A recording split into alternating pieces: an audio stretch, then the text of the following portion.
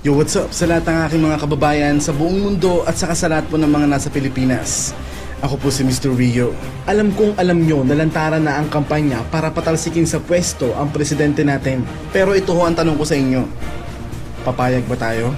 Sa bilyonaryang demonyitang sumusuporta sa kilusan na to na si Lloyda Nicholas Lewis, ito ang unang tanong na dapat ibato sa'yo. Sino ka ba? Wala kang karapatan o kahit na sino sa mga basurang kaalyado mo at mga mangmang na taga-suporta nyo na sabihang magretiro ang presidente namin. Magpasagasa muna si Panot, ikaw, pati lahat ng mga yellow garbage at mga bobong taga-suporta nyo sa LRT, saka lang kami papayag na mag-resign ang presidente namin. Ang may karapatan lang na magpa-resign sa kanya ay yung mga taong sumuporta at naghalal sa kanya na maging siyang presidente. Gets nyo? Sa mga taong ayaw sa panunungkulan ng presidente namin, lumayas kayo ng Pilipinas. Humingi ho kayo ng tulong sa gurang na to para sa Amerika na lang kayo. Ewan ko lang kung tulungan kayo ng gurang na to. At kahit i-Google o i-Wikipedia pa ang buhay mo, wala kang nagawang mabuti sa bayan ko. Kaya ni katiting, wala kang karapatang diktahan ang presidente ko. Kaya utang na loob, madam, shut up.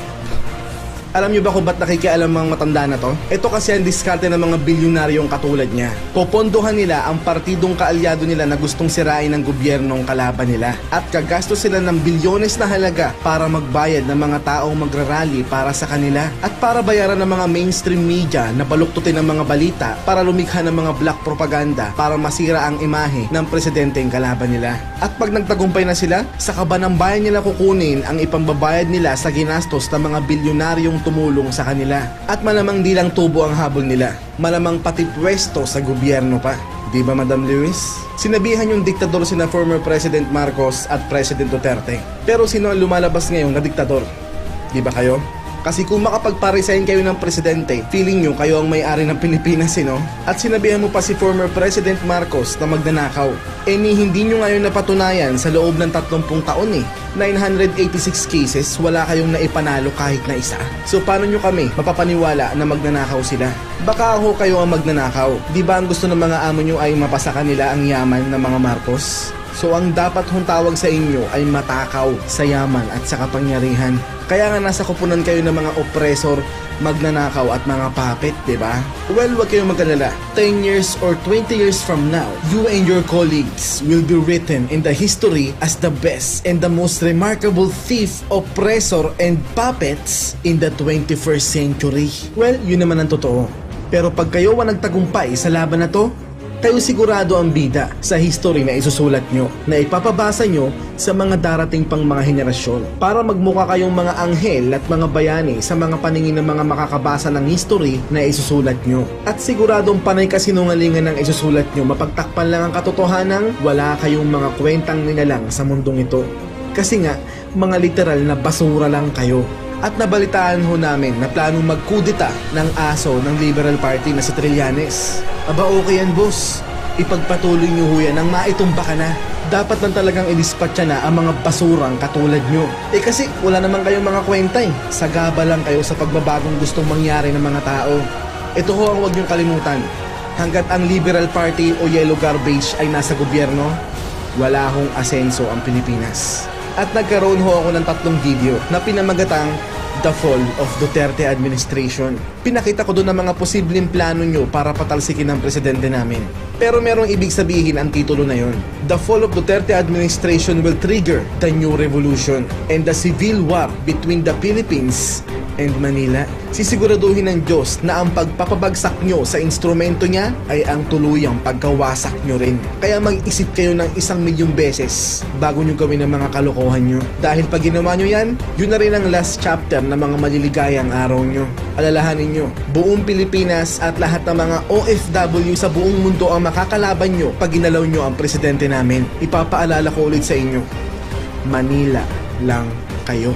Dito nyo makikita ang super people power na hindi nyo pa nakikita sa buong buhay nyo. Alam kong hindi Pilipinas sa mga pinapakita kong video sa inyo, pero ito ho ang mangyayari o mas malala pa pag pinagpilitan nyong patalsikin sa pwesto ang presidente namin. Yung dapat na mangyari nung eleksyon kung nagkadayaan ay mangyayari ngayon pag pinagpatuloy nyo yung mga kalokohan nyo. itaga nyo yan sa mga kokote nyo. Kaya panawagan sa lahat ng mga Duterte supporters na law-abiding citizens sa buong Pilipinas, kailangan po tayo ng presidente natin. Ito na ho ang oras para magkaisa tayong lahat. Kung nasa Pilipinas lang ako ngayon, isa ako sa mga mangunguna sa mga taong poprotekta sa presidente natin. At ipapakita natin sa mga demonyo na to ang totoong people power. At gawin natin ulit yung ginawa natin noong nangangampanya pa lang si Mayor Duterte sa atin. Yung pinadama natin sa kanya, yung suporta nating 1,000,000%. So panawagan ulit sa mga katulad kong sagad sa buto ang pagmamahal sa ating bansa at sa ating mahal na presidente. Please, protect the president.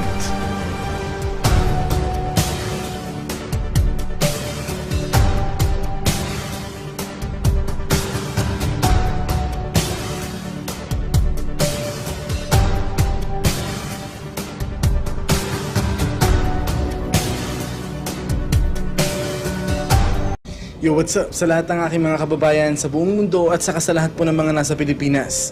Ako po si Mr. Rio. Ang video na to ay para sa lahat ng mga anti-Duterte na kontra ng kontra sa ginagawa ng mahal nating presidente at para sa mga yellow garbage sa gobyerno. Ito ho ang datos na bihirang ibalita ng mga biased na media sa Pilipinas at malamang hindi binabalita ng mga international media.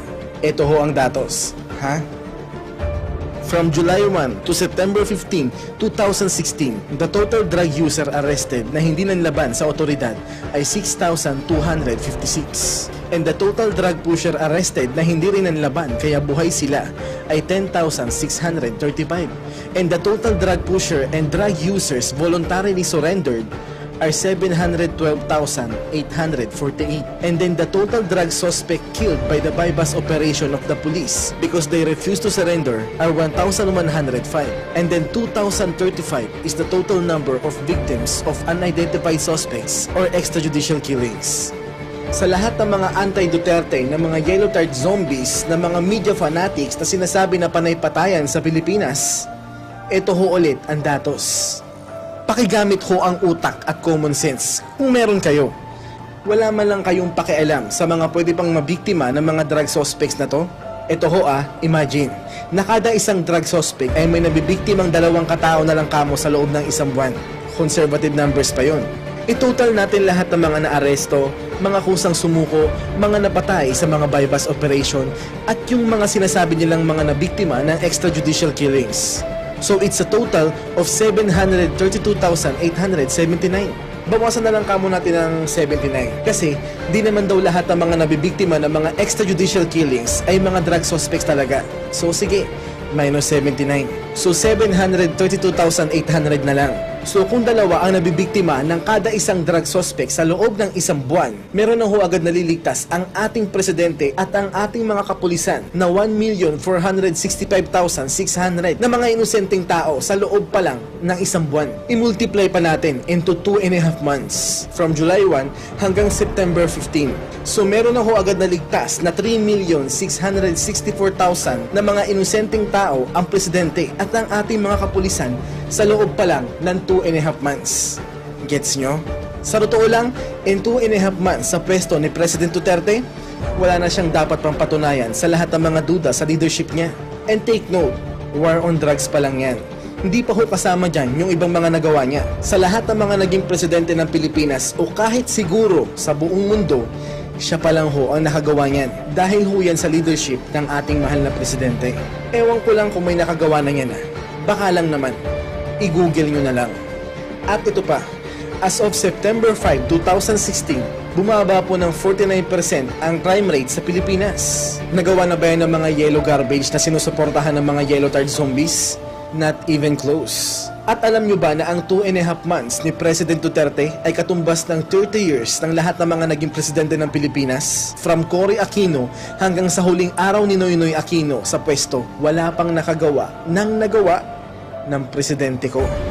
At naalala ko nung nangangampanya pa lang si President Duterte, pinangakuan niya tayo na within 3 to 6 months, masusolusyonan niya ang problema natin sa drugs, crime, and corruption. At pinaliwanag ko rin yun sa inyo sa kauna-unahang video ko na posible nga nilang magawa ito. Well, kayang-kaya naman talaga ng Duterte administration na ma-achieve ang 3 to 6 months na yun kung wala ang mga yellow garbage sa gobyerno. Ang problema kasi, puro sila kontra at ginagambala nila ang ginagawa ng Pangulo. Gaya ng mga Senate hearing about extrajudicial killings na walang kakwenta-kwentang hearing. Isa yun sa mga paraan nila para gambalain ng presidente, para mabigo ang Duterte administration na matupad ang pinangako nilang 3 to 6 months. Well, salamat pa rin sa katangahan ng yellow garbage sa gobyerno. Dahil isa yun sa mga magiging excuse para humingi ang presidente ng another 6 months extension to resolve these problems. At hindi rin talaga ini-expect ni President Duterte na ganun pala talaga kalala ang problema ng bansa sa droga.